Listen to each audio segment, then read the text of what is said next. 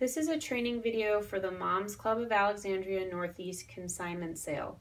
First things first, all the information that we're going to tell you today is available in the consignor guide that you should have received over email and is also available for download in our new Facebook group that's just for consignors.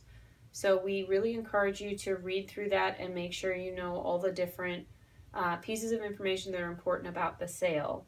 But for some of us, it's really helpful to see what we're talking about, so we wanted to make you all a little video and show you some good examples of questions that we often get when we're prepping our items. First things first, we have a shirt that's going to be in our sale, and it's just hanging on a hanger. We like to have all the hangers be towards the left like a question mark, and when you would put on your tag, you would affix it here to the upper right shoulder, unless you were dealing with a delicate fabric that you might find in a more premium brand. If you felt like a safety pin going through the shoulder would damage the fabric, you could either put it through a seam or through a tag in the back. So that probably won't happen too often, but we just want to make sure you don't damage your clothes for either you or for a shopper.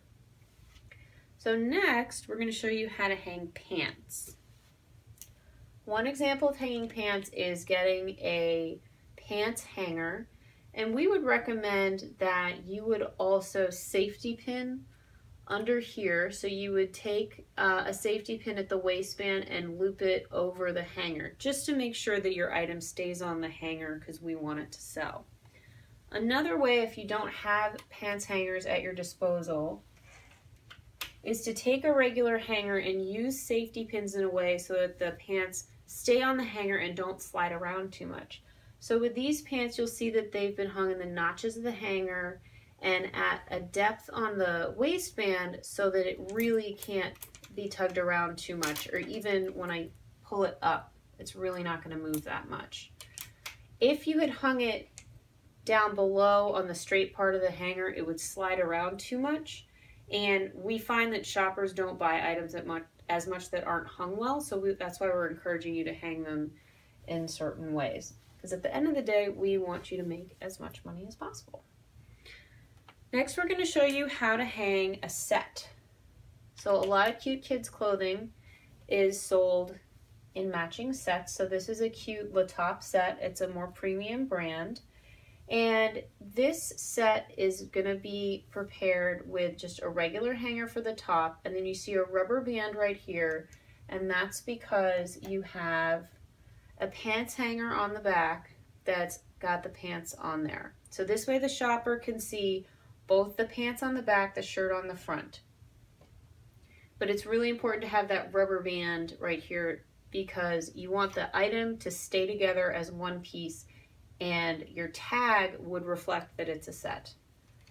The other way that you can prepare a set is to use, again, your trusty safety pins. So on these Halloween pajamas, you are going to see safety pins underneath in the same way that we have those jeans. So they're pretty secure under here. They're not going to slide around.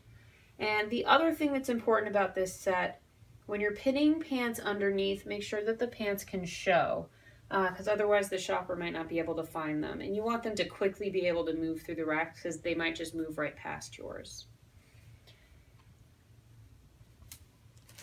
So next up, we're going to do accessories.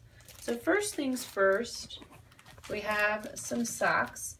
And for socks, if you had a grouping of socks like this, you can put them together and then put them in a food storage bag and tape it closed. In this situation, you would either tape or pin the price tag to the bag.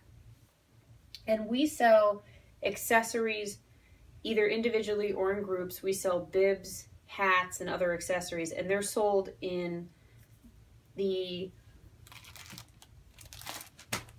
laundry baskets that are at the end of the racks at the sale.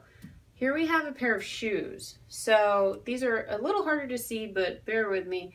This is a zip tie right here that's looped in between the laces that don't come undone. So this is a very easy and secure way to prepare your shoes. The other thing you'd want to check on shoes, these are brand new awaiting their new kiddo, but you'd want to make sure that they didn't have any pebbles or dirt in the treads. Another way to affix shoes is with a safety pin. You're going to be buying a lot of safety pins. So on this item, it's a suede and Sherpa, and because we didn't want to damage the suede, you'll see that we did it through the tag. So that's another way to do that, and it's secure, it won't be moving. And similarly, you could either tape the price tag on the sole of the shoe or pin it to the tag. It's really your call. Finally, we have an example of what not to do with shoes, which is a box. Even though it looks nice and you'd say, oh, that looks new and it's presented well, we have found that shoppers don't want to go through the time of opening boxes, and we don't have the space on our sales floor to have a lot of our shoes in boxes. So we would ask that you remove the shoes from boxes and either pin or zip tie them together, and do that same way with your price tags, either pinning them or taping them. So those are all of our items for clothing, shoes, and accessories. Again, please refer to the consignor guide for all of this information, and with any questions, we're here to help you. So please feel free to email us at momsclubconsignors@gmail.com or ask a question in our new Facebook group for the consignors of our sale. And thank you so much.